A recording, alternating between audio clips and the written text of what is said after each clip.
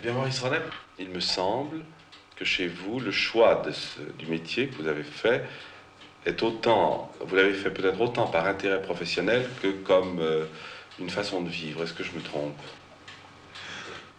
Non, vous ne tombez pas, c'est-à-dire que j'ai commencé, je suis pas venu tout de suite au cinéma, même si j'ai fait un film il y a très longtemps avec Jacques Becker, qui était Rendez-vous de juillet. Je l'ai fait tout à fait accidentellement, parce qu'en fait, je voulais pas faire ça. Je voulais, à cette époque-là, d'abord, j'étais à l'âge où on ne sait pas très bien ce qu'on veut faire, mais je sais que je voulais faire tout à fait autre chose que du théâtre ou du cinéma. Et puis, tout de suite, au lendemain de Rendez-vous de juillet, j'étais parti dans le Midi faire de la céramique et j'ai fait pas mal de choses avant de faire ce métier. Donc c'est arrivé, si vous voulez, comme une conclusion. J'ai pensé, j'ai fait de la peinture, j'ai écrit et j'ai trouvé dans le cinéma, après un long retour comme ça, je trouvais dans le cinéma finalement la synthèse de tout ce qui m'intéressait à la fois dans la peinture, dans la littérature. On est aussi acteur par comportement. C'est-à-dire que je crois que ce qu'on arrive à faire dans ce métier-là, c'est toujours le résultat de la vie. Du reste, ce qu'il y a d'intéressant dans la vie d'un acteur, dans la carrière d'un acteur, c'est quand on lui propose des choses, des personnages qui, dans leur dimension, le concernent et lui permettent de s'exprimer et d'exprimer sa vraie nature. C'est-à-dire quand il y a une rencontre entre le personnage, l'acteur et l'homme. Est-ce que ça a été le cas souvent pour vous? Pas très souvent, non, mais chaque fois que ça a marché, oui. Non, c'est-à-dire que... Des exemples, par exemple, est-ce que ça a été le cas? Ça a été le cas dans Plein Soleil, ça a été le cas dans Feu Follet, ça a été le cas dans... particulièrement dans Feu Follet, ça a été le cas dans Ascenseur pour l'échafaud. C'est amusant de voir qu'il y a quand même une parenté entre Ascenseur pour l'échafaud, Plein Soleil, le Feu Follet, des grandes personnes aussi. Quelle parenté, voyez-vous? Parenté de personnages, je sais pas... Comment voyez-vous vos personnages, alors? Ce qui est un petit peu une façon de vous demander comment vous voyez-vous vous-même. Oui, j'allais vous répondre, finalement, les gens en savent plus long que vous sur vous-même en ce qui concerne un acteur. Je sais pas, le personnage tous ces personnages-là font partie quand même d'une génération qui est la mienne, qui est une génération, disons, un peu transitoire.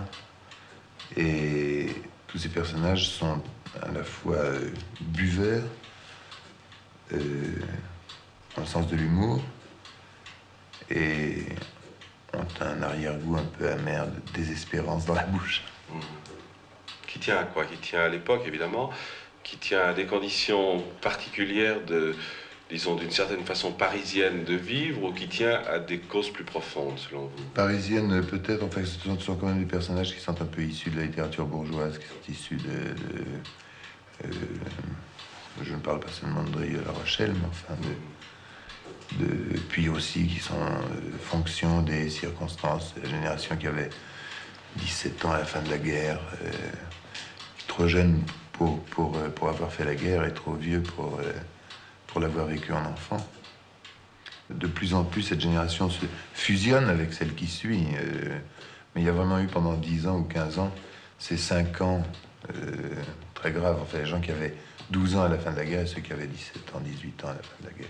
Qui était très différent. Et il y a eu un fossé terrible qui, petit à petit, maintenant, avec l'histoire et avec les circonstances et avec les événements, commence à se fusionner. Enfin, Il y a beaucoup de gens dans cette génération. Enfin, ça fait beaucoup de gens, une génération.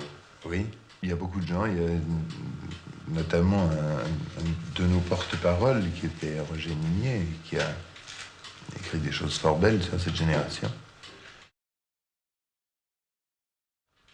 Il n'a jamais écrit qu'une seule chose, c'est que c'était une génération,